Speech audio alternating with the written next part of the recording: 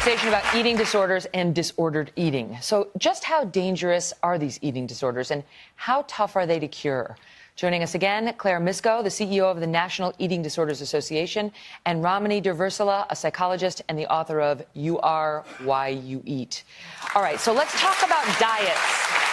Because diets, you know, they're all the rage. And it could be any sort of kind. You can find whatever appeals to you. But are diets not good? No, they're not good. They're the single most consistent predictor of developing an eating disorder.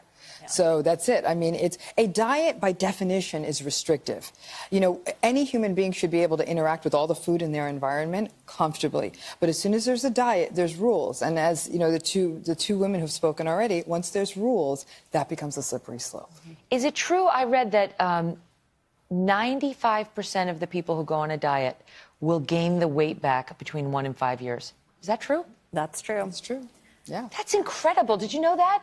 Mm-hmm. I mean, anecdotally, you've seen people do big weight loss programs, right? And then you see them a couple years later and, you know, the weight tends to come back on. So it's like in some circumstances you have to diet. I don't yet understand how you figure out what's dangerous and what's healthy. Well, I mean, certainly if you're binging and you're eating large quantities of food in one sitting, and that's accompanied with feelings of shame and embarrassment, a lot of times we see secrecy, as we've heard from the stories earlier. It's so important to pay attention to how much food is taking over your life, right? If all you're thinking about is food, whether it's restricting food or binging on food, if it's interrupting your ability to enjoy life and engage with others, that's a sign, enough of a sign to reach out for help or to be concerned about someone. And if you feel shame over shame. food. I mean, we've all had the moment like, I didn't really need that extra brownie, right? But that's different from true shame and like guilt over having done it and self-flagellation over having done it. We have to talk about kids because I'm very concerned about the messaging. Even with my own kids, I don't know what to do. You want to teach them what's healthy, just like in the world, you want to teach them what's healthy. Ride over to the right when you're on your bicycle. If you see it, you know, look left and look right. And then you also want to say, don't eat nothing but sugar all day, right? So how do you figure out healthy messaging towards children and not create an eating disorder?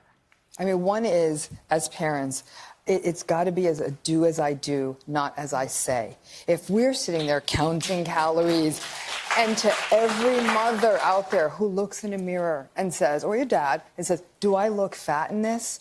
No. Mm-hmm. You know that you have to learn to be healthy with your choices. You eat what they eat. You can't be eating a tiny little platter of steamed vegetables while they're eating something different. You eat together. You share food preparation. You model healthy eating for them, and you teach them how to look at the imagery in their world. It's getting harder to be a parent. The imagery that's hitting kids right now is so skewed that you have to make them digitally literate. The photoshopped Instagrams of the perfect bodies, which aren't real or attainable, but nobody puts that disclaimer on the bottom.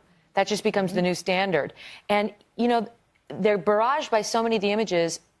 It comes to you. Even if you don't give the messaging to your child about a diet or losing weight, they bring it to you because they live in this world. And we're going to pick it up there because what happens when your child comes to you and says, am I fat? Do I need to diet? We'll ask that after the break. We're back now with our experts, Mysko, the CEO of the National Eating Disorders Association, and Ramani Durvasula, a psychologist and the author of You Are Why You Eat. So first of all, just to set the stakes, eating disorders, they are potentially deadly. Yes. Eating disorders have the highest mortality rate of any psychiatric diagnosis. So you don't want to help foster one, and you want to act quickly. That's correct. Early intervention is so important with eating disorders, and I cannot tell you how many times I've heard from people who have waited for years before reaching out for help because they didn't think that they were sick enough or they didn't fit the typical picture of what an eating disorder is. And we know that the treatment outcomes are so much better if you can get into help sooner. So if you're a parent and you are seeing warning signs and are concerned, it is very important to reach out and address that very quickly. Okay, so let's talk as a practical matter. You try to educate your children on what is healthy, right? Just in general, like you don't want to have nothing but sugar all day. You don't want to have nothing but processed food all day. Like these are good foods for you, these berries and so on. But the messaging matters about good, bad. What should we be saying? That we don't want to demonize foods, because the minute we food shame, and so the kids almost find that more appealing, but it also can lead a child to judge themselves for wanting that food or eating that food. So it's really about parents, especially of young children, to be the gatekeepers.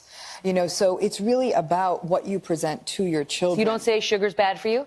You can't keep saying sugar's bad, bad, bad, all bad, because they're not going to learn to regulate it. They're not going into a sugar-free world. So when they have a triple ice cream cone for lunch and they say, I want one for dinner, and I say no, and then they say, why not?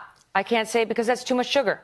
You can also say that, we're never going to have too much of one thing in any day. Like, you could almost use a ridiculous example, like, would you really want to have 50 bananas in one day? Like, we're never going to eat too much of one thing in one day. Let's have a variety. Talk about it as a variety instead of bad, bad food. Because the minute we start using shaming words, this is a disorder that's so much about shame, that's where it starts getting really tricky. And you shouldn't be making food off limits. Yeah, you don't want to encourage restriction of food. I mean, certainly balance and variety, that's very important. But like you shouldn't be like, in this house, we don't eat sugar. I know. I'm not. Should not be doing that. Listen, don't worry, Megyn, I don't. I grew up eating Lucky Charms every morning for breakfast. Megyn, Linda, my mother. But Megyn, look at it this way: it's not birthday broccoli. It's not birthday carrot. It's birthday cake. We turn these into exciting foods from the beginning. That's why I really agree with Claire. It's about balance. But what if your child comes into you, your 8-year-old, and says, "Am I fat? Do I look fat?" What do you say? No. Well, first of all, we need to unpack that word, fat. Exactly. There is a range of body types that exist naturally in the world, and it's important for us to encourage positive body image and body positivity in young children. Just one other quick one before we go. My daughter loves to have a plate of dinner. Then she loves to have a second plate of dinner. Then she'll say, I want a third plate of dinner. And that's the point at which I'm like, I don't know what to do. Oh, what? Do I let her have the third plate of dinner? So what's on that plate is healthy. Yes. She knows. Trust her to know her body and her appetite. And again, you're the gatekeeper, Megyn. What's on that plate is healthy. I'm in charge of that. You're in charge of that. She wants a third plate of healthy food. Let her trust her body in that. Not like when I was growing up. I'd have my Lucky Charms for breakfast, and then for dinner I'd have McDonald's with a huge glass of wild berry high C, which really was one of the most delicious drinks ever. I don't know what happened to it. It all worked out. It worked out in the end. It did. You guys, thank you so much. Ladies, thanks to you as well. Listen, if you think you have an eating disorder or you're worried that someone close to you does, call the National Eating Disorders Association hotline, 1-800-931-2237, or just go to today.com/Megyn Today for more information. We'll be right back. Hello, Today fans. Thanks for checking out our YouTube channel. Subscribe by clicking that button down there and click on any of the videos over here to watch the latest interviews, show highlights, and digital exclusives.